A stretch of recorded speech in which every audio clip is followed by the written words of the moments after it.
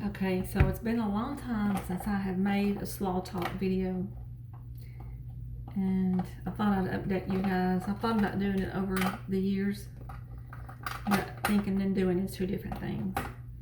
So I'll just tell you about my journey the past few years. And no, I still can't make slaw, and no, Mike still can't buy presents online, even if I text him the picture and hand deliver. This is the item, where to purchase it, go online. No, cannot do it, even with JC's help. Why? Because he didn't take the picture up there by the computer where he was going to order it, and he really didn't even know what store to look at. He wound up coming to tell me 3 weeks before Christmas that them house shoe sandal flipper things that I wanted, he couldn't find them nowhere. And I said, oh really? So I got on the computer and I found, there they are. This is them. This is them. What store was you looking at that said they didn't have any? He said, well, I don't know. I didn't have my phone up here. Just never mind. I'll order me some. 2 of them. Bye. Same thing. Wanted to button up house coat. No, again, button up. I didn't want it to look like a moo-moo, so I didn't want to pull over. Besides, you might want to unbutton a couple, you never know. So what does he get? A freaking moo-moo. And I blinged it up and wore it to, it's getting on my nerves, Nanny Hooker's house for Christmas. I wrote it. I thought this looks more like a dress because it was paisley print, had pockets, it was big, it just felt really comfortable, high heels. And everybody's like, oh, that's such a pretty dress. That's so pretty. Where'd you get that? And I said, Mike got that for me for Christmas. And I think I said, well, it's really a nightgown, but I thought it was just too pretty for a nightgown. Oh, well, that's just so pretty. Then when I get home and my family comes over, first thing my family says, Kelly, is, what you doing with that moo-moo on? You're too young to be wearing that moo-moo. And everybody starts laughing. That's the difference in my family telling the truth and Mike's family sugarcoating everything. Everything's fine. No, that's not me. That's not us. And I appreciate the honesty because I didn't want to wear that gown out in public. So I wound up sending it back. And Mike said, y'all are just making me look like a laughing stock here. I'm just a big joke. And I said, well, if the shoe fits, if you can find it at the store, wear it. So anyways, nothing's changed there. I was sick when I made that video, and I'm still sick. But we're still trying to figure out exactly what it is. I keep pushing along and trotting along, and I spent 37 years taking care of people. And I feel like the medical field that I have dedicated my life to, medicine, has failed me. Because they'll look at you and look how beautiful you look, and your lab work don't fit whatever protocol they think it should fit for you to be qualified as being ill. They just want to give you antidepressants and send you home. Well, that doesn't sit well with me. I know something happened to my body. I can describe exactly what happened. I've been dealing with it ever since. I know when it happened. It was after Mike got sick, cleaning a rotten deer. He got some kind of parasite, either from a tick, either related to cleaning that rotten deer that he hung on our shed with its tongue hanging out like that. So while we're eating supper, for weeks on end, I'm looking out the dining room window at that dead deer. He finally decides to get out there after the varmints had picked at it a while and thought, well, I don't reckon they're going to eat all that meat off. I'm going to have to go out there and clean it. So he goes out there and wets it and starts giving it this. Well, I was standing there watching him like, what are you doing? I didn't stand there long, but went back in the house. And it wasn't a few days or a couple of weeks after that, he got deadly sick. I thought he was dying. He looked like he had leukemia or something. He lost a lot of weight, ton of weight. He turned pale. He had no energy. He was hurting all over. And so he went to see Dr. Teeny, and I really thought he was like, how nurses are. I'm like, he's got leukemia. So something bad, terminal, stage 4, something wrong.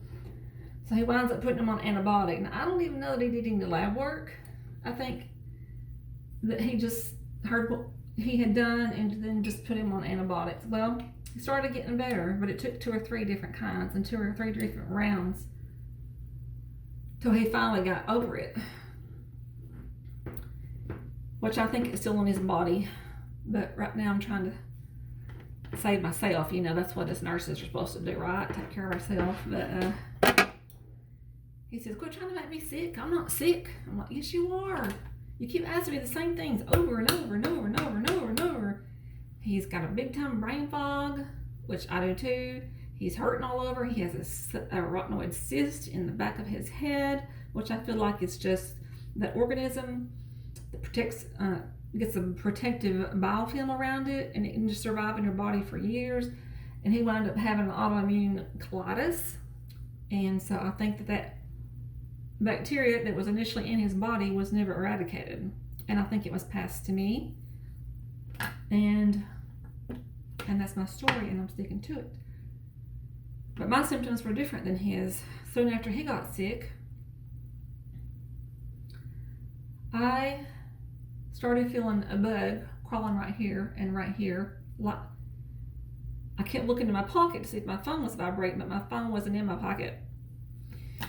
Suddenly I became very weak. Like, I had just bought some candles at Bath and Body, and I had to actually ask one of the people in the kiosk, could I set my bag down, because I knew I had to run in another store and I just couldn't carry that bag of candles. And they said no, so I had to drag the candles around, but just stuff like that. And my legs started feeling like jello, like I used to when I would do squats and lunges, like way back when I used to work out. And just super fatigued, and I felt like my nerves were just exposed to air. I mean, that's how I felt, like they were just raw, open, very sensitive, very nervous, and that wasn't my norm. I'm like, okay, what's wrong with me? And so I got concerned, obviously, and went to a doctor, and the same doctor that treated Mike, and he did tons of lab work and just more or less was like, okay, well, we just need to up this vitamin, add this mineral supplement, blah blah blah. You know, I don't think it's your you don't have Hashimoto's, because I was googling all my symptoms and I said Hashimoto's, multiple sclerosis. We're going to get to the bottom of this, because I am an analytical, critical thinker, and we're going to fix this. We're going to find it and fix it. Well, nothing. You couldn't get anything to turn up, and it's been a long 6 or 7 years, and I'm still going to different doctors, and I'm still not satisfied. I appreciate the H&Ps that say I'm well-nourished female instead of saying obese female. I'd rather be well-nourished than malnourished, I guess. And then yesterday I went to another doctor, and he said, something's happened to you. He said, I don't know what it is or what it was, but something's happened to you. He touched my neck, which is so stiff and sore I can't turn it hardly, and it hurts bad all the time, gives me headaches. All this is tight. That hurts.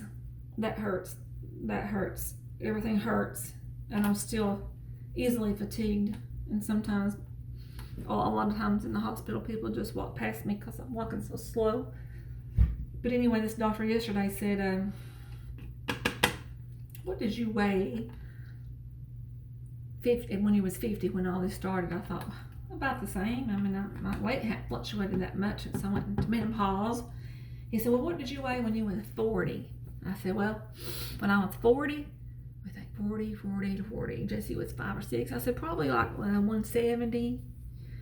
He said, okay, what about 30? I said, 30? What did I weigh when I was 30? You can't. I said 30. I was going to go to the gym and jazzercise, and I weighed about 145, and this is bothering me, solid muscle. Okay, 145 pounds of solid muscle. I said, I was wearing thongs. I said, I wasn't that close to the Lord when I was wearing a thong on the beach. My 3 kids was there. He said, what's wrong with thongs? I like thongs. So we kind of laughed that off. He said, okay, so you've gained this much weight. He said, here you go. I want you to read this. And he said, fat, sick, and nearly dead. I'm like, is that my diagnosis? I mean, I don't much think that's going to pass an ICD-9 code. He said, no, this is about reboosting your immune system with a fast. He said, I want you to go 4 days and eat nothing. Just drink water. And I'll see you in a month. I'm like, what the heck? I came in here, I can hardly move. I have no energy. And if I go 4 days with no carbs, I want to reset my immune system, but I'm not so sure I want to do it that way. I am taking supplements, alpha-lipoic acid, curcumin. I am working on cutting out sugars and gluten. I got off track, but I'm back on it. But anyway, I thought, you little cracker, I don't know if I'll see you in a month or not. I am going to try to fast for a couple of days because I have read about it, but I don't know. I don't think I can do 4 days. That'd be rough. But I forgot to ask him if I could have some slaw. Could I have some slaw?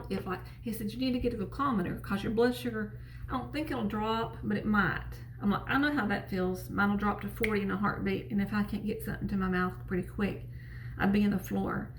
But that only happens if I eat like donuts or something like that, and I know not to eat concentrated sweets because it jacks my insulin level up. Then your sugar goes down. But he said if you get to feeling weak and you need something, just drink some juice.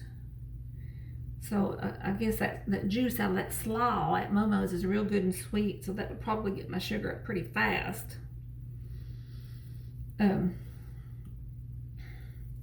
So anyway, when I get all this straightened out, and I am going to give God the glory, because there has been times that I just felt like I can't go another day, and I don't like to say things in front of my kids, but like I said, I'm open. I don't try to hide things from them. I've struggled this past 6 years. It's been hard,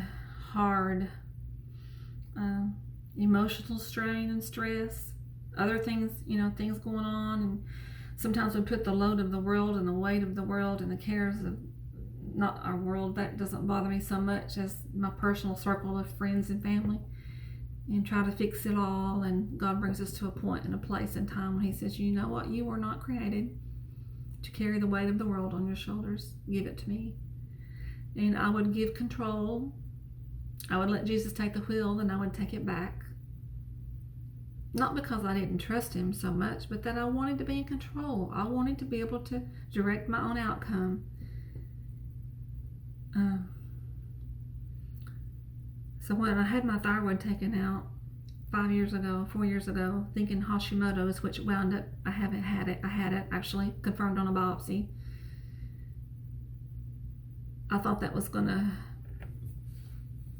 be the answer, but anyways, after surgery I started having some heart issues, heart racing, and the doctor thought I was just panicking, and anesthesia had given me some Betalol to slow my heart rate down in recovery, so it happened before I even woke up, so it wasn't like I was panicking. And Mike said, no, you don't know her, she's the rock, the family. And I hate it when he looks at me at the rock, because at that moment I said, turn off the TV. I don't want to hear any news, because I had already heard in the background that there was thousands killed in Paris at that same November the 13th, Friday the 13th. I knew things were going on, and I just felt like I needed to put myself in a protected box. And that's how I felt when I first got sick 6 years ago. Like my nerves were open, and I just couldn't handle it. I couldn't handle it. If I come up on a wreck, which we did once before I had my thyroid surgery, I was just like, I can't handle this. I can't be the first one on the scene. I can't. I just felt like emotionally I was just going to fall apart. And giving my life to adult ICU, which I loved, that wasn't like me, right? That wasn't like me. My mama always said that the Lord never gives you more than you can handle. But that's not true. That's not what the Bible says. You will have a lot more than you can handle in this life. Physically, mentally, spiritually. And that's what God is for. He says, take my yoke upon you. His burden is light. And we weren't created to carry the weight of the world on our shoulders. But we want to do that as moms. We want to do that as nurses and wives. want to fix everything, and really we need to get back to fixing ourselves so we can serve the Lord and our families better. I'm still on that journey, and it's been 6 years, and I hope to be able to go to a specialist out of town and beg for a tissue biopsy that I can't get at Erlanger because they don't know what to order, or where they can't do it there. It has to be sent off. And I'm just chasing my tail in circles. But like right now, this hurts so bad. I've had 2 stress tests. It's not my heart. The muscles are just cinching up. I can't sing in the choir like I want to, because it just feels like it's tightening up. And I wished I had all this written down because I forget where I'm at, but I've learned through this. You know, Mama always gave the Lord credit for everything that she had been brought through. I couldn't have made it if it wasn't for the Lord. Mama said that many a times, and I say the same thing. He might have allowed me to get to this place of total desperation and weakness, physically and mentally, so that I would be so dependent that I would be aware of my need of Him, that my life had to take a time out and come to me. I think, and well, I know He knows what's wrong with me. In fact, going through this, I wanted to have Creator Sustainer on my wrist, because I'm like, who created me can sustain me. And my life is completely in His hands. I'm dependent on Him for my very next breath. But I know He's got wonderful things in store for me. I feel the drawing of His Holy Spirit. I'm not perfect, but I know that He's not finished with me. And my part in getting to the bottom of this, I feel like, is trust, obey, living in His will. If I get off track, come right back, because He's a loving, forgiving Father. And so anyways, I'll end with this song of Matchbox 20. I'm not crazy, I'm just a little unwell, that's all. Someday you're gonna see the better side of me.